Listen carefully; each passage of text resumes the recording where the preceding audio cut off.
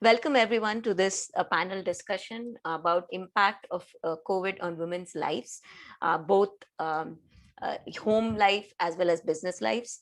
I know a lot has changed in the past 1.5 years, and this panel of esteemed guests is going to discuss what are the impacts of that on women's lives specifically. Before I start, I have a set of slides and a video to share. And we are going to watch that video together. Following that, I have some statistics to show, and then we start our discussion. So here we go.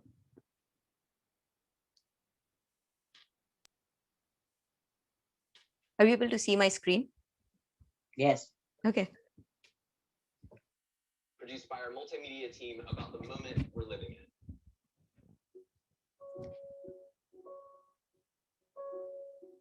We are separated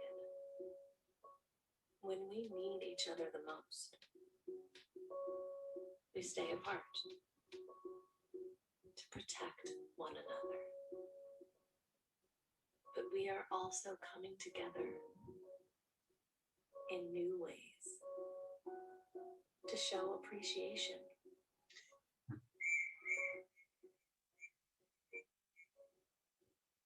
To inspire.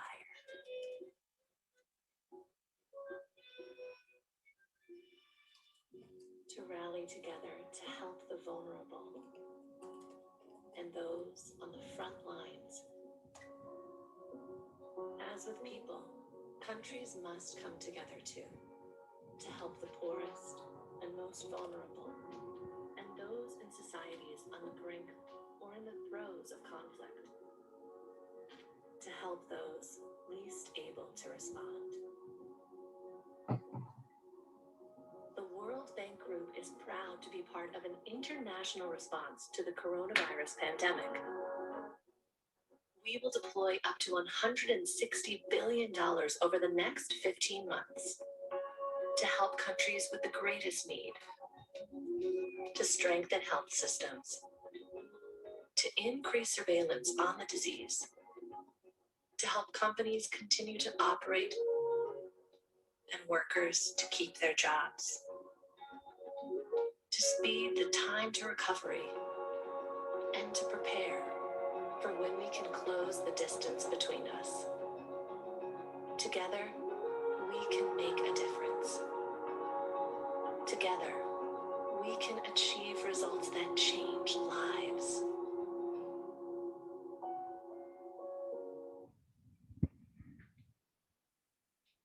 I hope you enjoyed that video. I have put the link to the slides in the chat. And I have some statistics following that. So this one is a number that is given by the World Bank. And as the video said, the World Bank has already done some research on the impact on women's lives.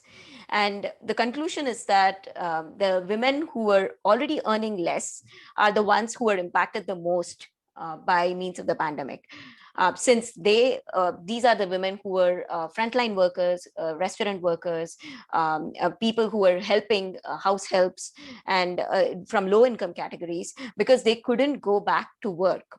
And the COVID-19 put them in a small basket of only being in a secluded environment.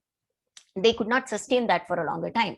So as you see here, there are 195 million men who were before COVID, who were already poor, but it increased to 221 million men. And for women, there were 206 million women before COVID who were already in the lower level of the society, lower strata of the society. And that went down to 232 million women. So women and men living in poverty in 2021 is much greater than before the pandemic in 2019. And this slide shows about the number of cases that we had of confirmed coronavirus cases. There were about 185 million. And out of that, 4 million deaths happened. The vaccines are administered right now to 3 billion people, but there are still 4 billion to go. So that shows the impact of this pandemic. So according to Melinda Gates, pandemic has most impacted low-income women from the poorest countries. It has magnified gender inequality much greater. Already we had women who were complaining that they were not getting equal pay, but now it has worsened. So how do we solve this problem? We, as with the group of esteemed panelists that we have, are going to look at this problem from our own perspectives. And I'm going to stop sharing right now so that we all can see each other and open it up for discussion. So today we have, let me pull up that.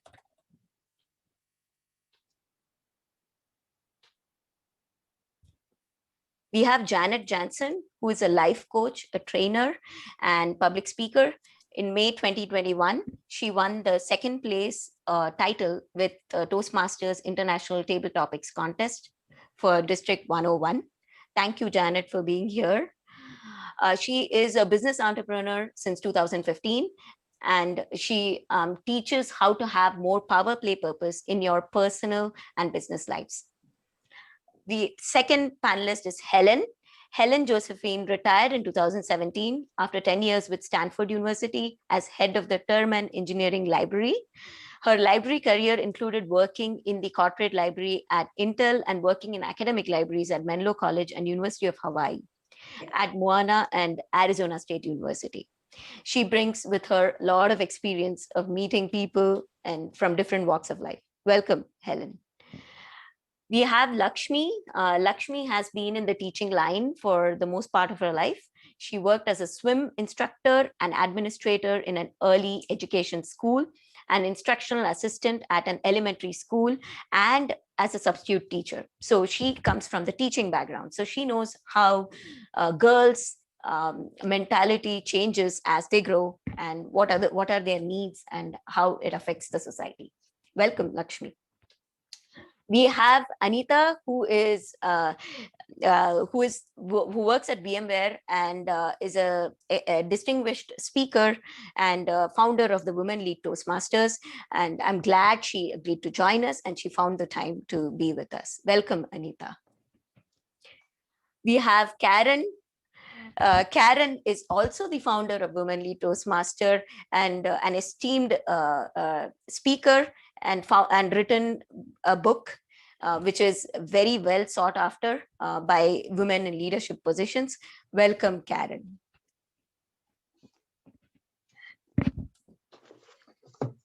So let's get started. So I'll go in the order that I see on my screen. So I'll go from Karen, Lakshmi, Anita, Helen, and Janet. So Karen, how do you think the pandemic has affected women's lives?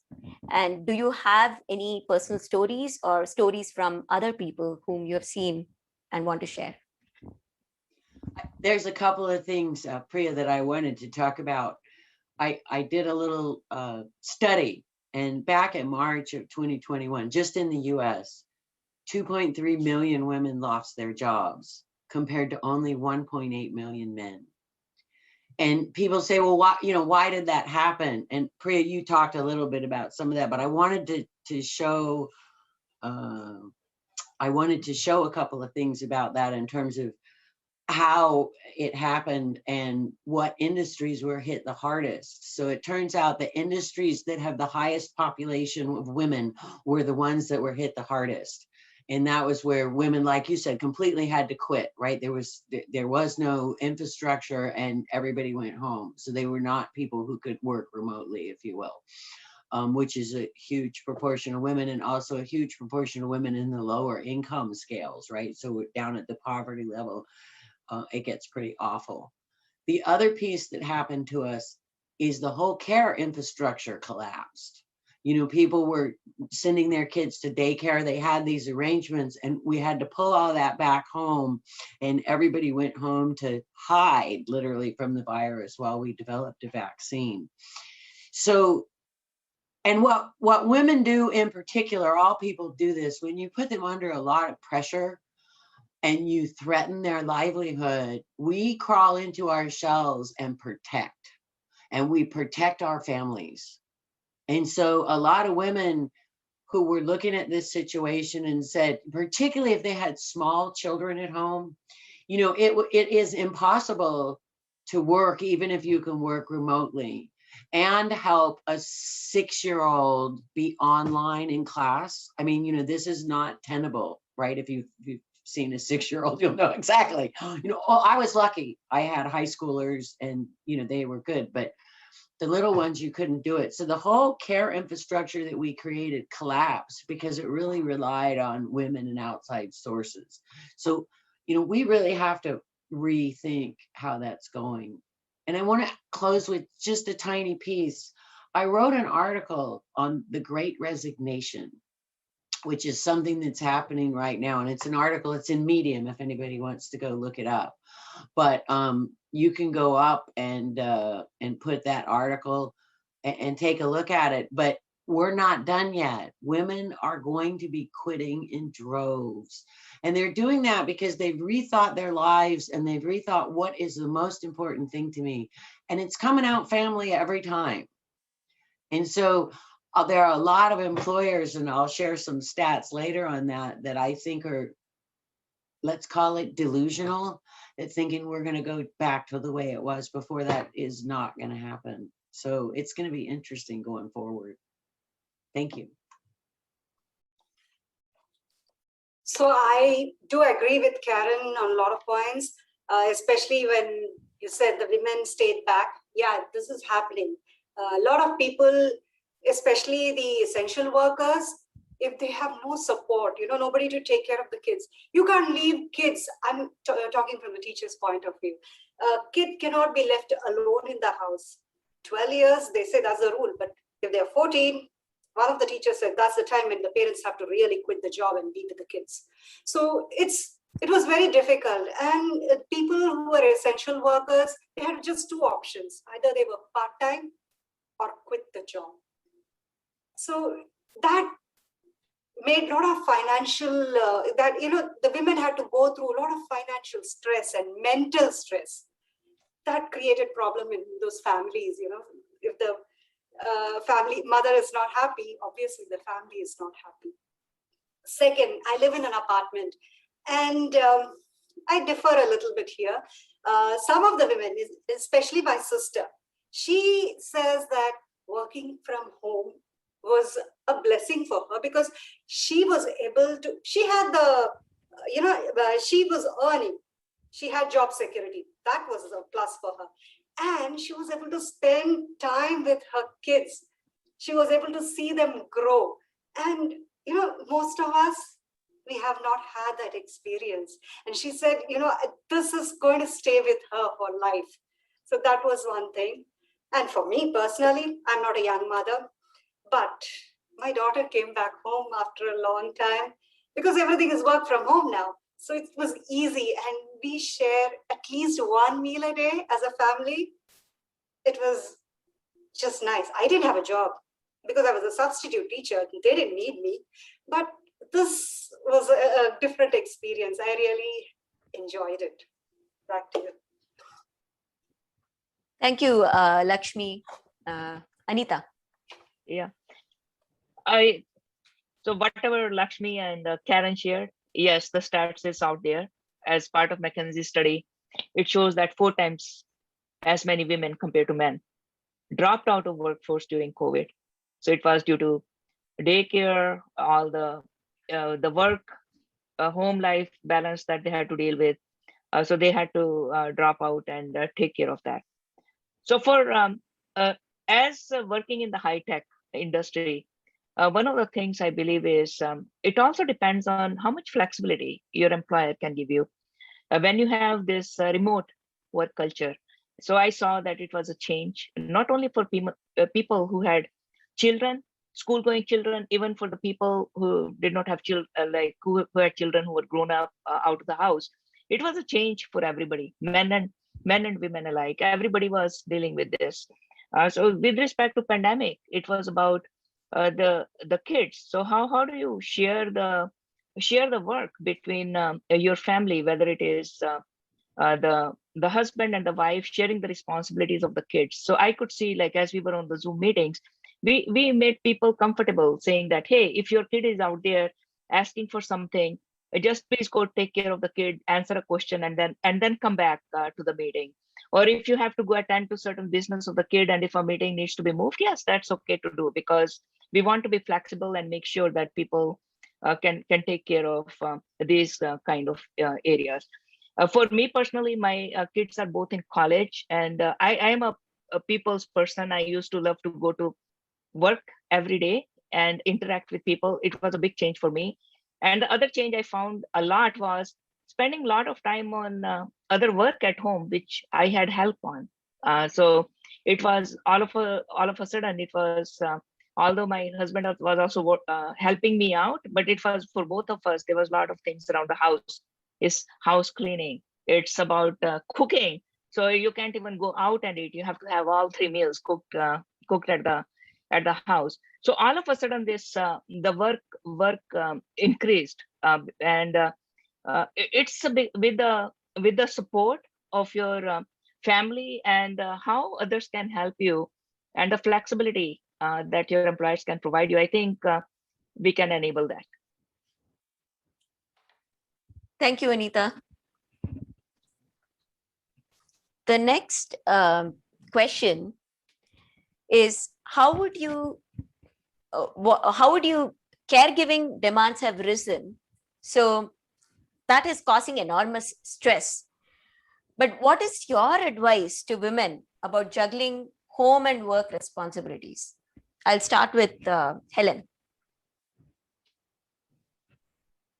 Thank you so much for the question about juggling home and work responsibilities. I think all 3 of the previous speakers touched on that quite a bit, in that in most environments, the main job of caregiving falls on the woman of the house. And so they bore the brunt of making all of those decisions and being the person to stay home to take care, because children couldn't go to school, and they had to supervise them at home going to school. My own personal experience was with calling to some, and I'm sorry to say, someone's coming to my door. I'm going to have to mute and come back.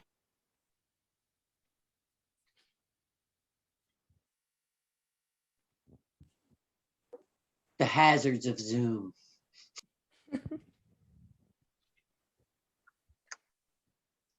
You can move on to Janet. Yeah, Janet, you can take the same question. Okay. Any advice for juggling home and work responsibilities? That's it. This is the panel. We're flexible. I get that. Okay. What I want to share is a story of one woman named Ashley. She was in a women's networking group that I was in. She and her husband had a really budding business. They were in the diversity inclusion business that was creating videos inside companies. They had a lot of promise. And then, of course, when COVID happened, that business declined drastically. But as a mother of 2 kids, both under 7 years old, she then had to take on, whether it was agreed upon or not with her partner, but she then had to take on more responsibility. Consequently, I think what happened is, between not getting any business from the industry, and then also through her sharing and discussions, having to work with them and to take care of them. Maybe one was in kindergarten, so she had some teaching that she had to do.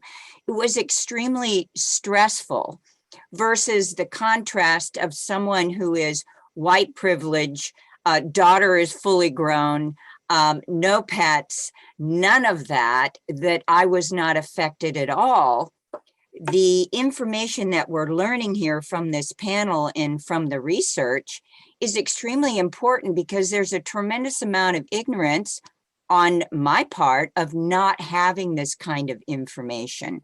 So I think this is a really vital discussion about the imperatives that are going on with the genders. And I have other things that I could share that aren't related to this question, but I was quite enlightened. Thank you. Thank you, Janet. So caregiving is a problem.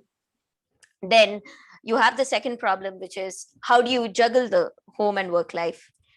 We discussed a little bit about that. Karen, do you want to take the same question, or you want to move on to the third one? Oh, I love this question. Okay, go ahead. This I have some additional. Okay, go ahead. For you. So one of the things that I think is most important is that we've seen, and they did a study, and let me show you the survey responses. What they looked at in this study was the difference between what the leadership at companies saw and what the frontline employees without decision-making authority saw. So business leaders were 23% more likely to be thriving, 11% more likely to continue building relationships with colleagues, even though we're physically separated, 19% more leadership, 17% higher earning incomes, and 12% taking vacations. This gap tells me that the leadership at many companies is confused about where the rest of the world is. And I'm listening now to CEOs of banks and things, you know, Citibank saying, you will come back to work at the office. You will, you will, you will. And I've got news for them. People are quitting in droves. And it's not just, first it was surveys saying they were thinking about quitting, right? Now let's look at some quit rates. So this shows the industry quit rates. I have to get close to it to see it.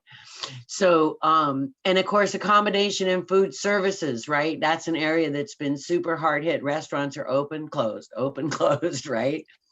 Retail trade, the stores, the same thing. But that third category with a really high quit rate, business and professional services. These are your engineers, your other people working at big companies, much higher quit rate than average. And I think a lot of that is driven by the fact that they've now said, okay, I can work from home. And if employers continue to force people to come back to work, they may be forcing people to quit.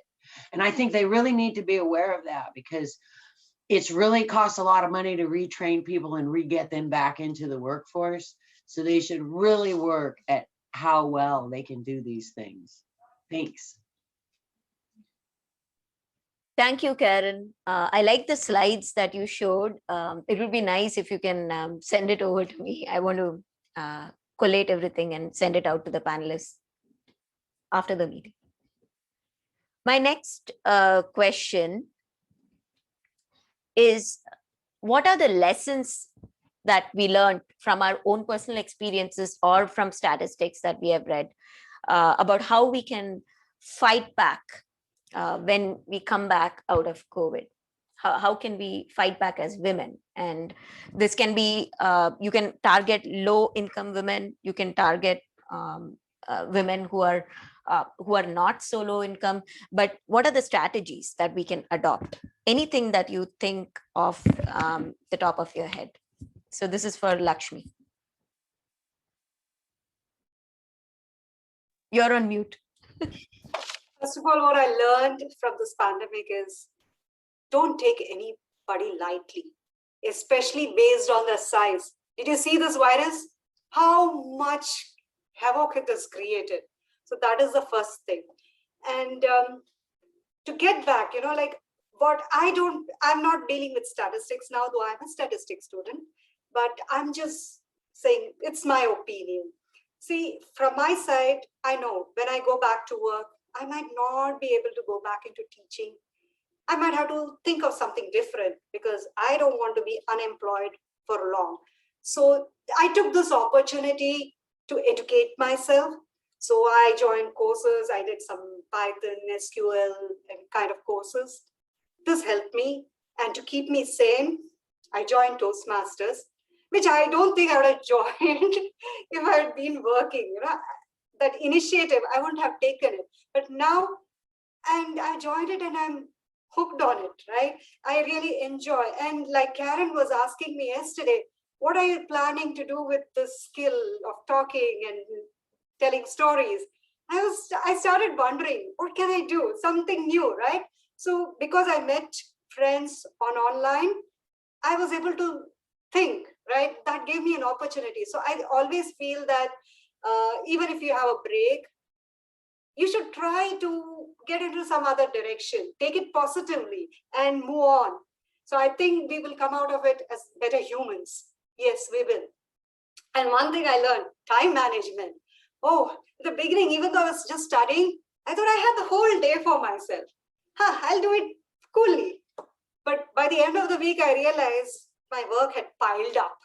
So, time management is very important. I learned that. So I think I'll be better at work wherever I go afterwards. Back to you. Yeah, that's a very good tip, Lakshmi. Time management and being open, have a growth mindset, learn something new, make new friends, step into the step outside your comfort zone to learn. So that's a very good tip. Anita, the same question. It's about managing change, right? As I talked about myself, I'm a people's person. I had to go into office every day. And when this pandemic came in, I was thinking it will be around for only 2-3 days. I don't need to pick up my monitor or chair or anything. I'll just work in my temporary setting and work from there. But when it was there for a long haul, then it's about, getting yourself situated and then making sure you can manage this change and work productively. Okay, so that's one thing. If there is a change, so we have to have a mindset on managing this change in a most effective way. For example, so that we are more productive. That's when I decided, okay, I have to go and I should set up my office. No matter, I don't know how long this remote place would be. I have to make the best out of it. The other thing is, we are in a Zoom era, and we were in a Zoom era for a long time. So it's also about, how do you build connections? How do you see the body language of people? So a lot of times we get onto Zoom, everybody's camera is off. It's like talking to nobody. So one of the things that I learned when I started doing too many Zoom meetings, okay, I need to turn on my Zoom, whether it is my exercise class or anything else, so that the person on the other side can see that there is really a person on the other side. So, and it leads you to building connections. So it's, if we have virtual tools, so how do we go about making the most effective use of it, so that we can still build that personal touch, personal connection that we would do in a normal setting. So at least we need to start thinking in those terms. The third one is, I started letting some of the things go, because with pandemic, there were so many things which were at home, which were at work. So if I had to focus on work, if there were deadlines, I would focus on that. If the cleaning is not done, so if we would just punt it. Maybe it's not every 2 weeks, it's around every 3 weeks. My husband and I would go and make a schedule, like, okay, we will just focus on this particular area for this particular weekend, and then next weekend we will take care of something else. It's also about, how do you go about letting some of the things go, so that and giving yourself some space, so that you don't have to do everything at once. Focus on the things which are more important, and then there might be certain things which can come later. And my advice to other women, whoever is out there, when a change comes in, embrace change and make the best out of it. You don't have to do everything perfectly. You don't have to do everything at one time. Just prioritize. Thank you, Anita. Embrace change is a wonderful suggestion and wonderful tip for our listeners. Helen, let's go to the next question. So we talked about the different challenges we faced at the time of the pandemic: caregiving, managing work, managing home, ideas for that, lessons that we learned from personal experiences. What about the touchy topic of women who are stuck at home with an abusive partner, violence on women? So this pandemic has aggravated that. So any ideas or any suggestions on what can be done better? Are women groups helpful? Will they help the women to open out? How do you deal with such a kind of situation?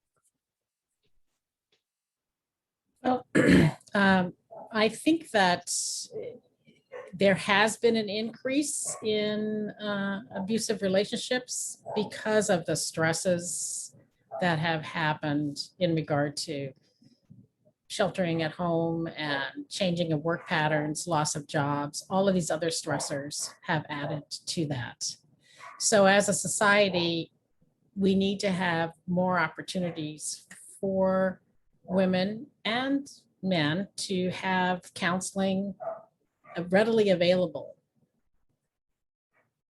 My sister and I decided to move in together and share a house. And I can see that there might be more of those co-living arrangements. And again, embrace change and be open to different types of situations that can be supportive. You know, there was the phrase a few years ago, it takes a village, you know, to raise a child. And in a sense, it takes a village to be a functioning society. We all need to help each other and reach out, be available, take on extra, share responsibilities. I think there were a lot of neighborhood co-ops that started happening, like your two kids can come to my house for an afternoon and give the mom a break, that sort of situation, where before you just sent them all off to school or just all off to play in the backyard. Now you had to kind of have a pod of people that you knew were safe, had been vaccinated or had been taking care of their health. Many of those social society nets, I think, need to be re-examined now in light of what has happened. And strengthening those community bounds would be the first place to start. And that is strengthening our community resources wherever we are living. So thanks for the question.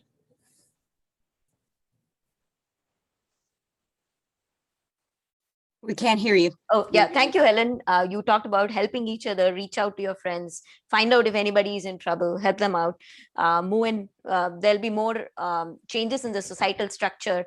I think I see that happening more as more and more people are being more brave enough to step out of their problems, speak about it, and embrace change.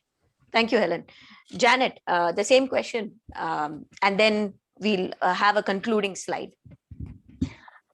I wanted to say that what has become really evident is that this global pandemic has really shown us the weaknesses in our local governments, the social structures, support groups, resources. So we're really faced with, actually in a positive way, a spotlighting where we need to strengthen all of these institutions and resources and things. And you know, and it's a heavy load for all of us.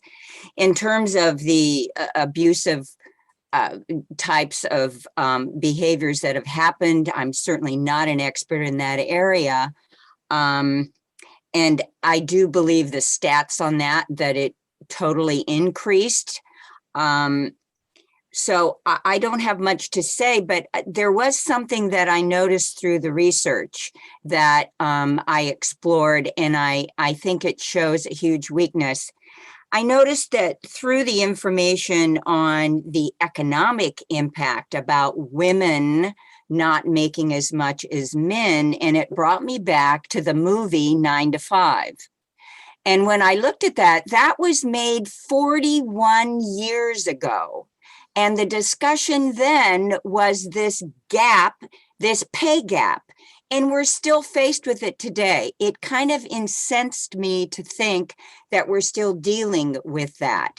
And so I'm hoping that there is more proactive legislation that happens, because indeed, if women were making more money today, some of these issues would not be an issue, I believe. So I wanted to just bring that up. It was lacking in this research. We talk about economic gaps, we talk about labor gaps, but what the heck?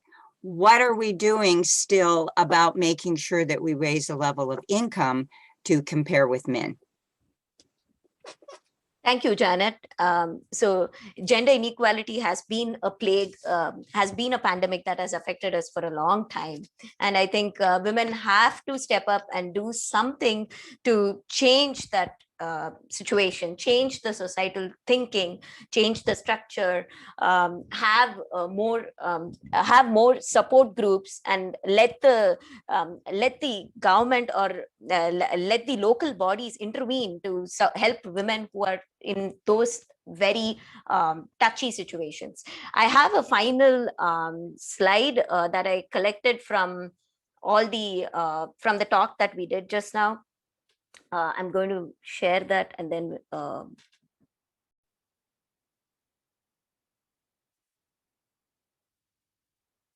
so Lakshmi talked about growth mindset, get out of comfort zone, time management. Anita talked about make personal connection, let go of things. Karen talked about being flexible, statistics on unemployment and number of women, and how the different industries are affected by the pandemic. Helen talked about help each other, be available, listen to anybody, listen to people who have a problem, share the responsibilities, the change in the societal structure. Janet talked about spotlighting where we need to strengthen these resources and make those changes. So with these wonderful ideas, when we go back to in the post-COVID world, I think we can make significant changes, but every change has to start with baby steps. So even if we work on one idea out of these set of ideas, I think we can make the world better for women. And especially for low-income women. So put yourself in their shoes and do the needful. So thank you all for this insightful discussion, and I appreciate your time and commitment. Thank you. Yes. Thanks, Priya. Very well done. Thank you.